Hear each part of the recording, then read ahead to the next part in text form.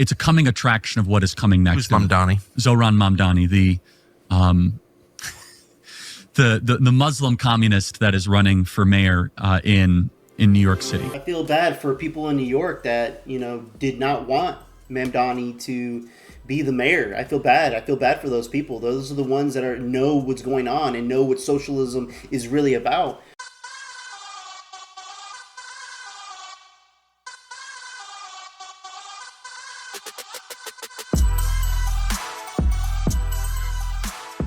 I'll tell you what scares me is his whole movement, and to some extent the left, the denial of the reality of the human being. So now he's out there saying violence is just a construct. There's no such thing as violence. And he's going to, let me assure you, humans are violent. Throughout history, not a construct. Before we had language, we had violence, I promise. And he's going to turn Rikers Island into a social model rehab unit for criminal rehabilitation. And I'll make a prediction right here. I'm going to make a prediction. There will be violence at Rikers Island, and there will be some sort of uprising, takeover, or something within 2 years of them doing this little experiment. So that'll be something to look forward to. And the scariest thing of all, forget the economic impact. Just allowing crime to run amok in the city has always been the worst idea in the world. I'm pretty sure this all was the plot of Dark Knight Rises, but why don't we throw to the clip before Jillian jumps back in? Why don't we throw to the clip that she mentioned? So this is Charlie Kirk. I actually missed this because I was off the grid back in August. He was on Tucker Carlson talking about what could potentially lead to a rise of someone like Mamdani. The rise of Mamdani should be it's a coming attraction of what is coming next. Who's Mamdani? Zohran Mamdani, the Muslim communist that is running for mayor in New York City, who obviously there's a whole rabbit hole we can go down there. He just looks kind of be like central casting, and his ideas are terrible. He wants the city to run the grocery stores, all that. But I think everyone's not everyone, but most people are missing the point of really what this is. This is yet another distress signal by young people to say, hey, if you're not going to fix our life economically, we're going to get very radical politically. Now, let's take a step back. President Trump won the youth vote in many states across the country, in many battleground states. Now, Tucker, 12, 13 years ago when I started Turning Point, if you would have told me that a Republican running for the presidency would be winning the youth vote in Michigan and in Arizona, I'd say, no way. It's an incomprehensible accomplishment of what President Trump was able to do. One of the reasons he was able to win younger voters, and younger men, especially in big numbers, is that they were trying to get their leaders' attention. They said, hey, this guy, Donald Trump, he is pledging to go fix our economic anxiety. He is loud. He is going to get your attention. Donald Trump was a distress signal by a lot of young people, especially young men, that were stuck in a credit-centric renter economy. And again, this is what is the rise of Mamdani. It's just another iteration of this, only from the left. I said it on my show this morning, but as every day goes by, I miss him more and more. And Jillian, I think the crazy part here is that Charlie was the off-ramp of craziness for young people to bring them to freedom and liberty and the things that we all care about. Off-ramp. I really like the choice of words there because, that's what Charlie really stood for. He wanted to captivate the youth in this country into understanding that the education system can only take you so far. And after many years of understanding of what the education system was actually ingraining into these students, was not just the subjects that they're supposed to be teaching students, but also grooming them in a way to hate the United States of America or feel guilty about not helping other countries or specific minority groups. And Charlie Kirk came in with Turning Point USA to say, hey, I want to go out there and speak to these kids and say, let's have a debate. Let's have a discussion on various topics. And that's what really blew up Turning Point USA to the point where world leaders started looking at this and paying attention to Charlie Kirk. And this is where it gets to a dangerous game, because now you have somebody that has basically the I would say, the youth in the palm of his hands to basically say, hey, I'm not grooming you guys, but I am providing you guys with knowledge and information that you may have not have heard through the education system, but this is a different way to look at things or learn new things that you didn't know before. And that can really put a dent into world leaders that have a whole different agenda for their specific people, and then trying to make negotiations with the leader of this country. I mean, it really puts a burden on people. And this is why it's a huge controversy of, oh, who killed Charlie Kirk? Was it Israel? It's not Israel. Oh, all you guys are conspiracy theorists. I mean, are we?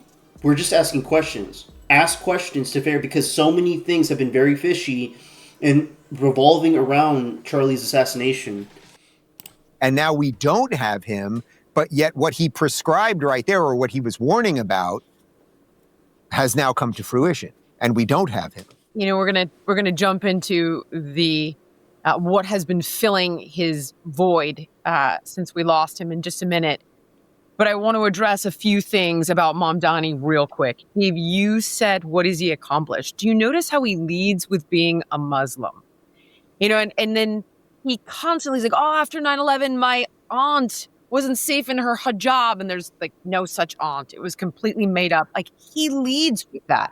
So everybody then takes the bait and goes after the things he said regarding the fact that he's Muslim, or he supports the Holy Land Five, who are the guys, as mentioned, that went to jail for backing Hamas.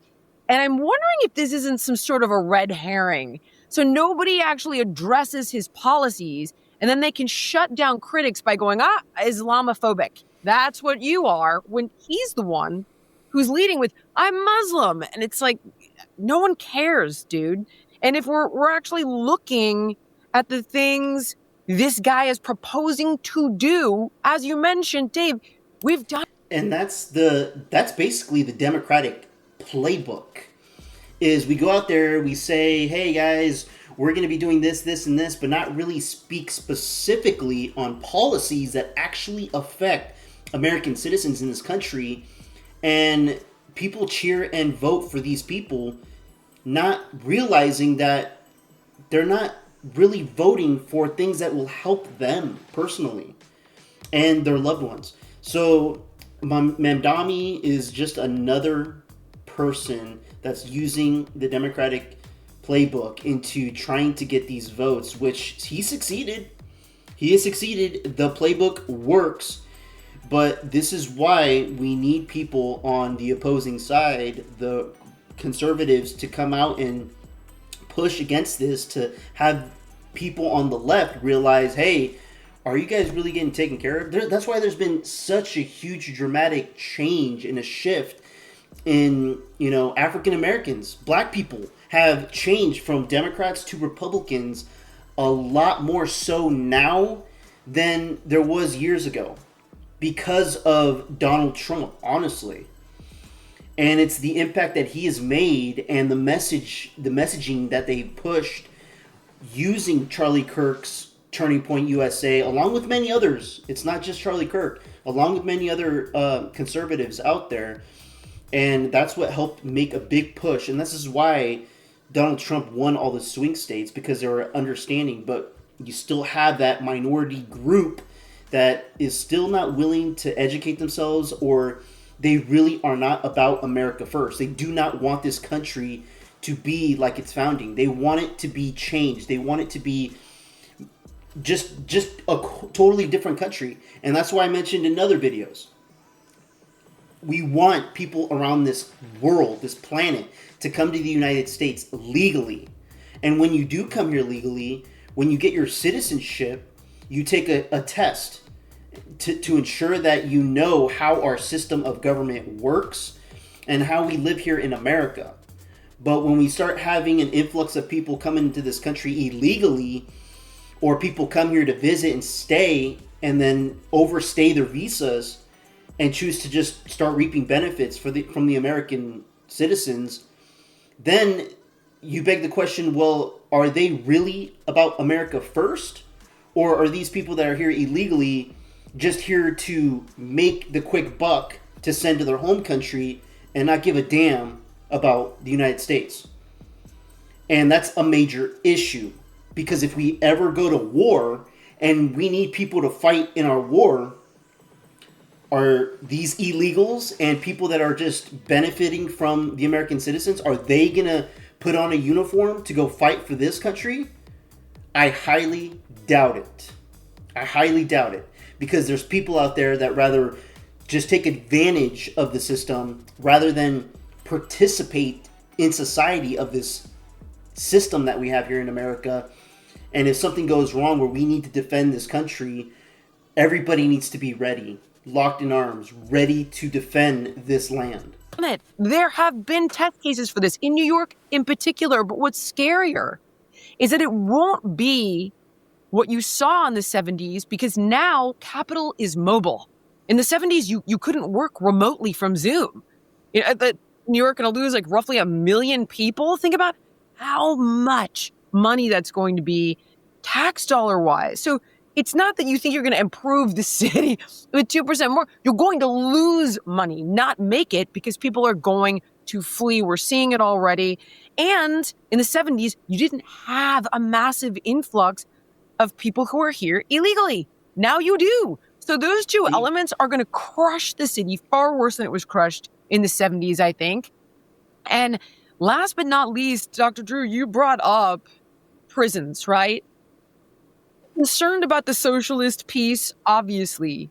But what concerns me more, and I hope this isn't too much of a sidebar, but I don't know if you guys saw the man who killed the Ukrainian immigrant girl being sentenced. Did you guys see this? No. Did he finally get sentenced this week? I didn't even. Well, not sentenced, or like they're telling him what they're going to go after him for. Like, we're going to go after the death penalty. You're doing life in jail. And he collapses to the ground sobbing. Now, hear me out. I'm not some sort of like moronic, progressive wokester, but I felt my heart break. And I realized like this guy is actually, he is mentally ill, period. Correct. Yeah. Dr. Drew, he's not evil. He's ill. And if you listen to the things he said to his sister afterwards, and he's like, they were in my brain. Like, he's insane. Yeah. He regrets it. He's unhinged. If he had been in prison where he belonged. Yes, where he belonged. Wait a minute. If he is ill, what's the cause? Is it just because of his upbringing? Is it because of drugs, alcohol? I mean, that's the core of figuring out where to place these specific people in this country. Not just saying, hey, you did something bad, you're going to jail. You did something bad, you're going to jail. No, we need to start classifying these people individually. Just like, I mean, how I feel about homeless people in this country. But when it comes to people committing crimes in this country, we need to look at them case by case. Are you mentally ill? This is why I spoke of in one of my previous videos recently about the insane asylums. Why this country got rid of them. And why we should be bringing them back. That way, these people we classify as insane, we can put there to help bring them back into society if they have a chance. I'm not advocating for, oh, you did something bad, now you're going to prison forever. That's not going to be the solution. And then when they get out of prison, they commit another crime. It's like we're just wasting money overall in this country on these type of situations and this people, and it happens many times. So that's why I advocate for bring back the mental institutions. If you commit murder in this country, and I have said it 1,000,000 times on this channel, if you kill someone in this country and there's definitive proof that there's a video of you there's completely 100,000,000% that this particular person committed the murder, automatic death penalty. There is no let's put him into an institution. He or she can't claim, oh, I'm mentally ill, there's something wrong, that's why I accidentally killed. Okay, there's a big difference between accidental or in that moment in time actually carrying out what your intentions was at that moment in murdering someone. In that case, those people, death sentence, automatic. You don't get a trial. You don't get due process. You should not get due process. And that's what I believe. Because what are we doing? How do we prevent more people from coming up with their idea of taking somebody's life without giving them something that says, you know what, if you do this, this will happen, guaranteed. But right now, when we have a system of, okay, if I do this evil thing to someone, you know, I'll just serve some time in jail. I'll plead not guilty. I'll say that, you know, I'm crazy. I was on drugs. We need to figure out ways to get rid of this, the way things have been going in our justice system. It's not working out. And more people are paying the cost with their life, not just money. And even his mother said he shouldn't have been let out of prison. His sister said he shouldn't have been let out of prison. He hopefully would have gotten treatment that he needed. Both the girl and him would be alive, presuming he does get the death penalty. Mamdani is for abolishing prisons. I mean, this is the stuff you're going to see. And one last thing on this, because someone said to me, oh yeah, we're all going to be fine. And it's like, you might be fine. But I just did some piece with Leland Vittert about how California moved to get rid of the ability for police, an anti-loitering law, right? So now prostitution is legal on the streets of Los Angeles, but it prevents cops from getting involved, and young children who are, you know, essentially falling through the foster care system are being trafficked by gangs, and cops can do nothing about it. Well, everyone knows it too. We all know it. Oh my gosh, you guys, this is what wokeism begets. This is what these progressive policies beget when they outrun reality and is the most vulnerable that get hurt. So, Ruff, I'm so sorry. I know you wanted to keep this positive, but these are real concerns, and I hope to God that they play out differently. Well, Jillian, first of all, how dare you?